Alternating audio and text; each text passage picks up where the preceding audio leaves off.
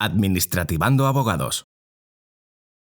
En el recurso de casación contencioso administrativo, que es el que más modificaciones, probablemente, entre otras cosas, ha sufrido reciente.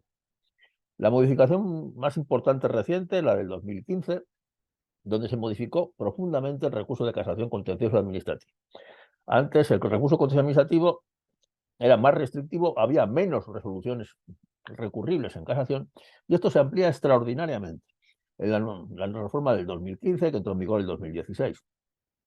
Ya no solo aquellas resoluciones en primera instancia de los tribunales superiores de justicia, que eran las únicas antes recurribles en casación y además con muchas limitaciones de cuantía, etcétera, etcétera, sino incluso las de tribunales superiores de justicia en segunda instancia, y ya no hay limitación de cuantía tampoco. Con lo cual, cualquier infracción jurídica, puesto que en el recurso de casación, recordemos, solo se pueden discutir en general infracciones jurídicas, no se pueden discutir cuestiones de prueba, que están reservadas a la apelación y a la primera instancia, se amplió extraordinariamente, pero se introdujo un requisito fundamental, que es el requisito de la admisibilidad basada en justificar un nuevo concepto que se traía ya de la casación civil, aunque de una forma diferente, que es el interés casacional objetivo.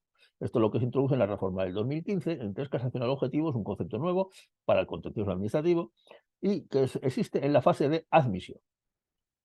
Así se distingue el recurso contencioso administrativo en dos fases fundamentales: la fase de preparación y la fase, en su caso, de formalización, si se produce la admisión. La fase de preparación concierne en justificar la admisibilidad del recurso, sin entrar en la cuestión de fondo. Se trata de convencer a la Sala de Contencioso Administrativo del Tribunal Supremo, formada al día de hoy por excelentes magistrados, por cierto, todos ellos extraordinariamente cualificados y sumamente experimentados. Tenemos una Sala de lo Contencioso Administrativo Supremo magnífica al día de hoy, como siempre lo ha sido, estas cosas varían. No digo que las anteriores no fueran tan buenas, pero la de hoy realmente es excelente, por lo menos en mi conocimiento. Hay que convencer a la Sala de que hay una necesidad de que se justifica que dicte sentencia, es decir, que establezca doctrina sobre el problema que se le plantea. Es decir, se le dice: Sala, existe este problema y es necesario, por los motivos previstos en la ley, hay un interés casacional objetivo, es decir, es necesario que usted establezca doctrina en su función fundamental como Tribunal Supremo, que es la función nomofiláctica. Es decir, establecer una unidad de criterio sobre problemas complejos sobre los que no existe unidad de criterio o no existe jurisprudencia, o la jurisprudencia que hay pues tiene contradicciones graves, o bien con la doctrina del Tribunal Constitucional, o bien en ella misma, porque la jurisprudencia es contradictoria. Y además el problema es de entidad suficiente. Eso se parece un poquito a la trascendencia constitucional de los recursos de amparo, un poco nada más, no es lo mismo. Porque este es un problema objetivo, no es constitucional, es un problema objetivo del derecho administrativo, no del derecho constitucional.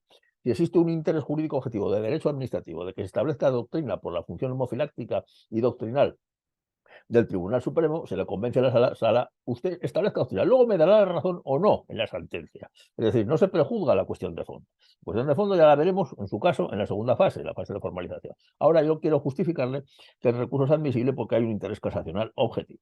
El casacional objetivo, pues se establece una serie de causas posibles, y estas causas posibles son fundamentalmente pues, que no existe jurisprudencia sobre determinado problema, el problema tiene trascendencia jurídica objetiva, o que existe jurisprudencia contradictoria, o que existe jurisprudencia contradictoria con el Tribunal Constitucional, o jurisprudencia contradictoria entre las propias sentencias de los tribunales de justicia o del Tribunal Supremo. Este es básicamente el núcleo del interés casacional objetivo.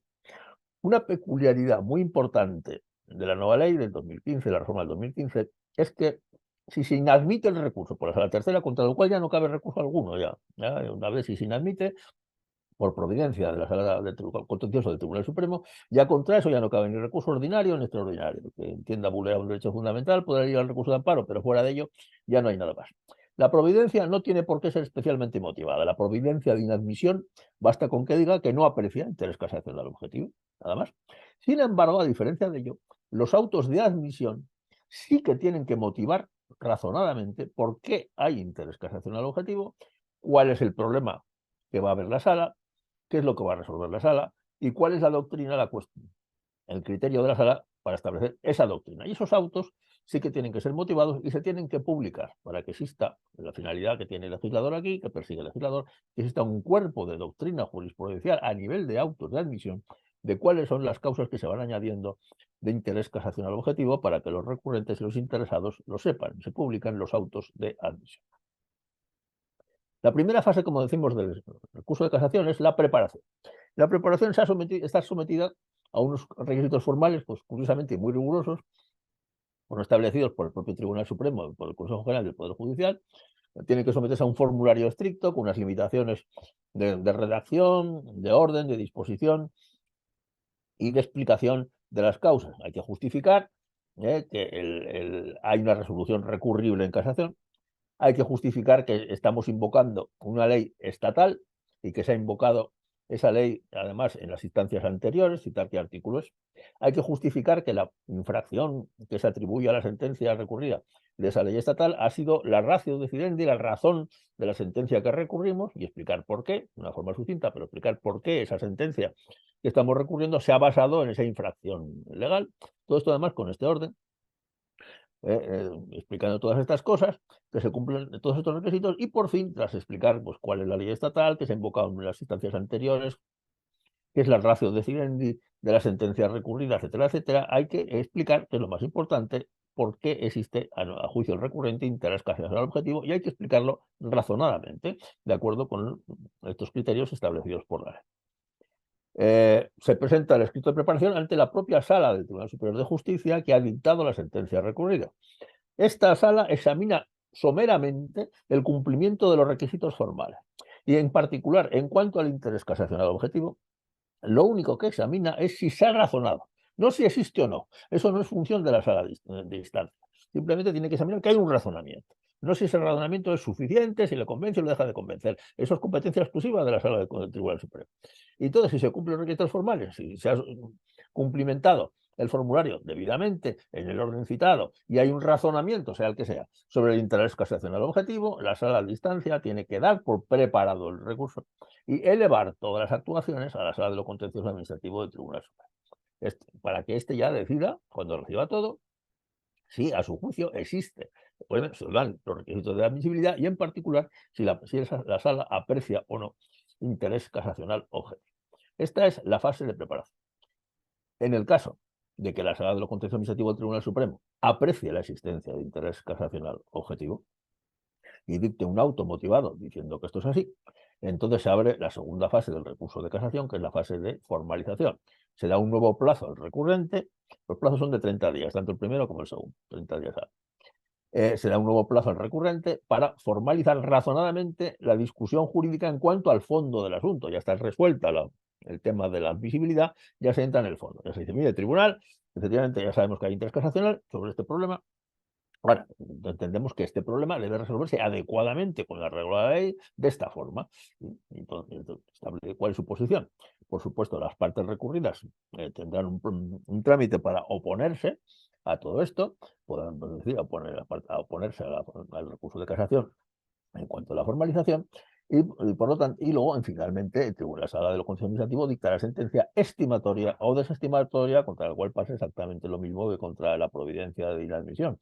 Ya no cabe contra esta sentencia, como sabemos, recurso ordinario o extraordinario alguno. Esta es la fase de formalización. Bien, este es el esquema general de lo contencioso administrativo, haciendo la salvedad de que siempre la norma recurrida, la norma infringida que fundamenta el recurso, por la sentencia que se recurre, tiene que ser, como decimos, una ley estatal, porque si no lo es, si la ley es exclusivamente autonómica, no cabe recurso de casación ante el Tribunal Supremo. Cabe recurso de casación ante los propios tribunales superiores de justicia, mediante un procedimiento especial, por cierto, todavía de una forma desarrollada, de una forma todavía un poquito insuficiente, pero que sería el procedimiento. Por supuesto, si existen infracciones de los dos tipos, que puede ser infracciones de ley estatal y infracciones de ley autonómica, normalmente se entiende que se podrían interponer ambos recursos de casación, estatal y autonómico. Pues vamos a centrarnos de momento, como decimos, en el estatal.